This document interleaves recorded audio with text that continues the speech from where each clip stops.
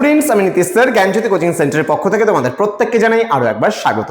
তো স্টুডেন্টস, আজকে আমি তোমাদের সঙ্গে আলোচনা করব এনইপি 4 ইয়ার আন্ডার গ্র্যাজুয়েট প্রোগ্রামের অধীনস্থ যে সমস্ত ছাত্রছাত্রীরা যারা নর্থ বেঙ্গল ইউনিভার্সিটি আন্ডার বিভিন্ন কলেজগুলোতে পড়াশোনা করছো 6th সেমিস্টারে, তোমাদের মাইনর হিসেবে রেখেছো তোমরা হিস্ট্রি, তাদের জন্য আজকে ভীষণ গুরুত্বপূর্ণ একটা ক্লাস, সেটা হচ্ছে উলেমা বলতে কি বোঝো। ভীষণ গুরুত্বপূর্ণ ক্লাসটি, যারা এখনো পর্যন্ত আমাদের চ্যানেলটিকে সাবস্ক্রাইব করনি তারা অবশ্যই চ্যানেলটিকে সাবস্ক্রাইব করে পাশে থাকা বেল আইকন অল প্রেস করে দাও, যাতে নেক্সট টাইম থেকে কোনো ভিডিও আপলোড করলে তার নোটিফিকেশনটা তুমি সবার আগে পেতে পারো। এছাড়া যারা ভাবছো যে অনলাইনে আমাদের ক্লাস জয়েন করবে, আমাদের থেকে নোটস নেবে, তারা অবশ্যই যোগাযোগ করো আমাদের অফিসিয়াল নাম্বার 7076398606 নম্বরে অথবা 6295916282 নম্বরে। তোমাদের টোটাল কোর্স ফি রয়েছে 1199 টাকা। যারা মেজর মাইনর উভয়টাই পড়তে চাচ্ছ তাদের জন্য 1199 টাকার বিনিময়ে তোমরা পুরো কোর্সটা আমাদের কাছ থেকে পেতে পারো। তো দেরি না করে আজই যোগাযোগ করো আমাদের সঙ্গে এবং যুক্ত হয়ে যাও আমাদের অনলাইন ক্লাসে। চলো শুরু করব আজকের ক্লাসটা। ভীষণ ভীষণ ভীষণ গুরুত্বপূর্ণ, উলেমা বলতে কি বোঝো। চলো কি বলছে দেখো এখানে, উলেমা শব্দটি কিন্তু আরবি শব্দ আলিম শব্দের বহুবচন, মানে আলিম শব্দটি থেকে কিন্তু এই উলেমা কথাটি কিন্তু এসছে, যা ইসলামী ধর্মীয় জ্ঞান এবং আইনের কিন্তু বিশেষজ্ঞদের বোঝায়।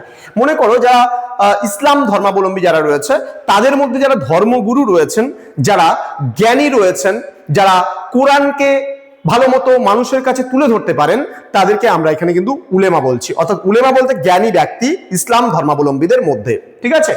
সুলতানি আমলে উলেমারা ছিলেন সমাজের কিন্তু সবচেয়ে প্রভাবশালী ধর্মীয় এবং শিক্ষিত অভিজাত শ্রেণী। যারা শিক্ষিত ছিল, যারা এডুকেটেড ছিল, যারা জ্ঞানী ছিল, তাদেরকে কিন্তু উলেমা বলা হয়েছে। তারা শরিয়াত, এটা শরিয়াত হবে, শরিয়াত সম্পর্কে কিন্তু গভীর জ্ঞানের অধিকারী ছিলেন। হোয়াট ইজ শরিয়াত? শরিয়াত মানে কোরআনের বিধিবিধান, কোরআনের নীতি নির্দেশনা। হযরত মুহাম্মদ কিন্তু যে নির্দেশ বা যে বাণীগুলো দিয়েছিলেন কোরআনে, সেই কোরআনটাকে মানুষের সামনে সুন্দরভাবে জনসমক্ষে তুলে ধরার কারণে কিন্তু আমরা এই উলেমাদের গভীর জ্ঞানের কথা কিন্তু জানতে পারি।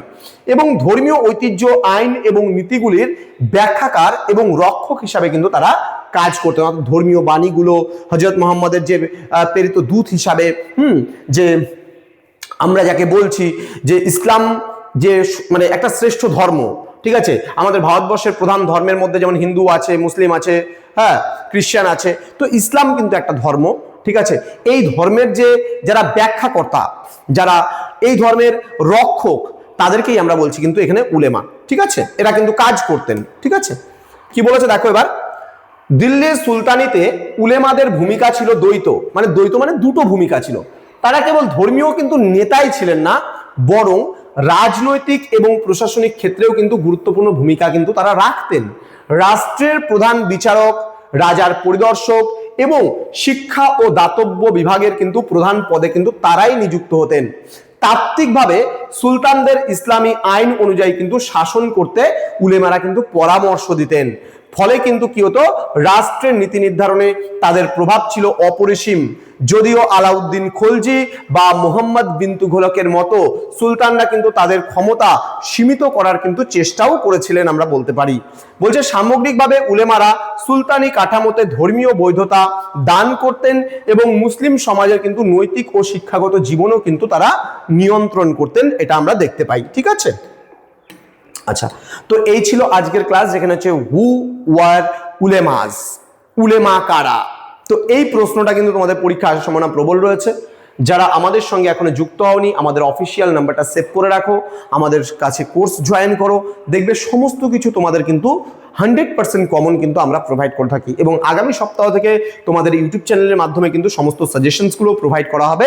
তোমরা অতি সত্বর কিন্তু যোগাযোগ করে আমাদের সঙ্গে যুক্ত হয়ে যাও, কারণ পরীক্ষার কিন্তু হাতে গোনা আর মাত্র 2 মাস বাকি রয়েছে। তো স্টুডেন্ট, যারা এখনো আমাদের চ্যানেলটিকে সাবস্ক্রাইব করনি, সাবস্ক্রাইব করে পাশে থাকা বেল আইকন অল প্রেস করে দাও, যাতে নেক্সট টাইম থেকে ভিডিওগুলো পেতে পারো। বন্ধুদের সঙ্গে ভিডিওটি শেয়ার করে দাও, যেন সবার কাছে ক্লাসটি পৌঁছতে পারে। দেখা হচ্ছে আরো একটা নতুন ক্লাস নিয়ে। তোমরা প্রত্যেকেই ভালো থেকো, সুস্থ থেকো। Thank you so much, thanks for watching after all, thank you.